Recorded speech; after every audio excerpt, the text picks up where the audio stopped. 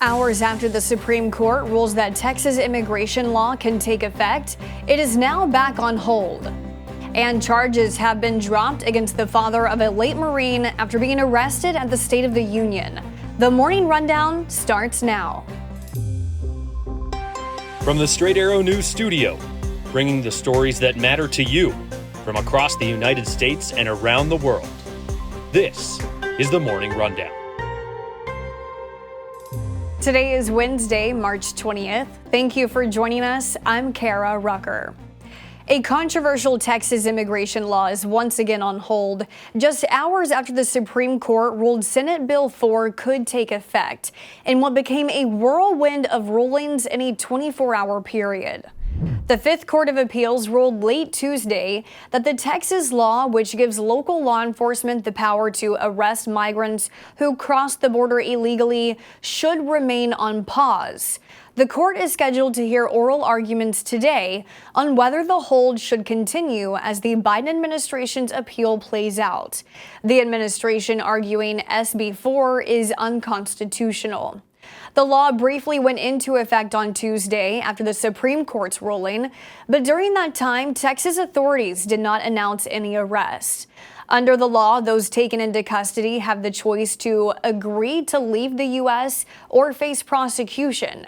Mexico's government was quick to react after the High Court's ruling, saying it would refuse to take anyone back who is ordered to cross the border. As the future of Texas immigration law is still unclear, a similar bill passed the state house in Iowa. That bill now heads to Governor Kim Reynolds' desk and, if signed, would take effect in July. In Ohio's high-stakes primary elections on Tuesday, former President Donald Trump's influence was front and center. Trump's endorsed candidates, Bernie Moreno and Derek Barron, won their primaries, setting the stage for November's key battles. Moreno, a businessman, beat out competitors to face Democratic Senator Sherrod Brown, while Barron overcame his opponent to challenge U.S. Representative Marcy Kaptur. These races are crucial as they could tip the balance of power in Washington. Both incumbents are seen as vulnerable in a state leaning more Republican. Moreno, in his victory speech, praised Trump and called for unity against Brown, labeling him an enabler of President Joe Biden's agenda. Brown, aiming for re-election, responded on X, saying, quote, "Moreno has spent his career and campaign putting himself first."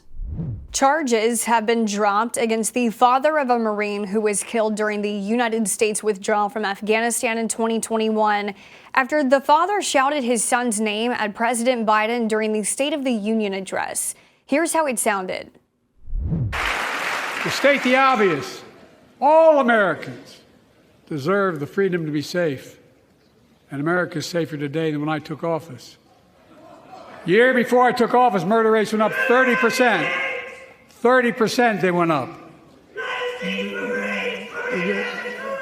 The biggest increase in history. It was then.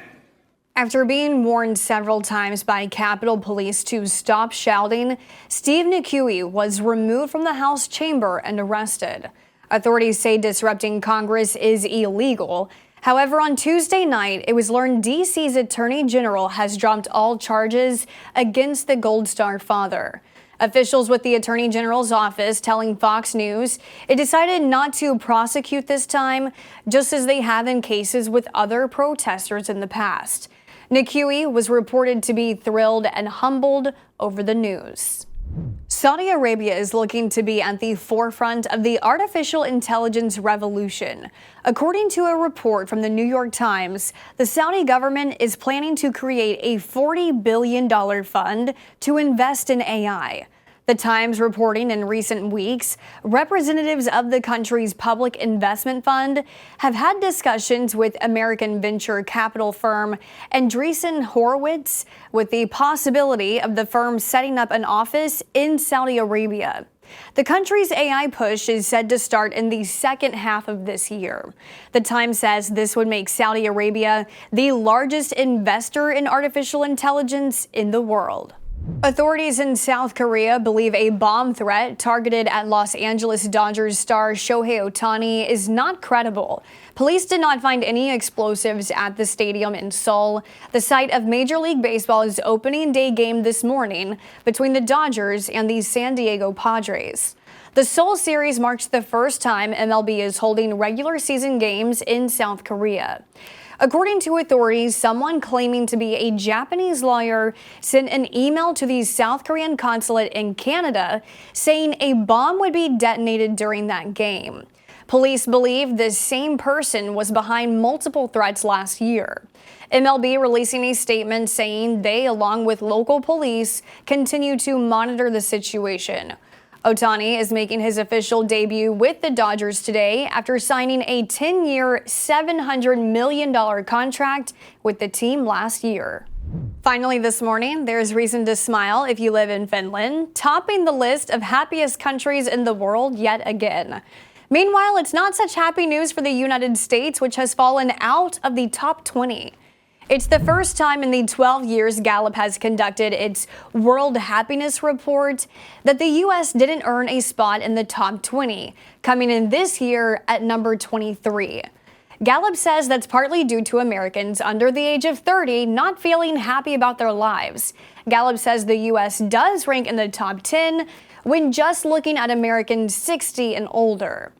As for Finland, this is the 7th year in a row it was named the happiest country.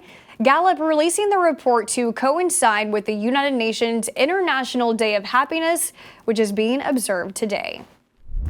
These are your top stories for this Wednesday. Unbiased, straight facts, that's Straight Arrow News. We'll see you back here tomorrow. Until then, I'm Kara Rucker. Have a great day.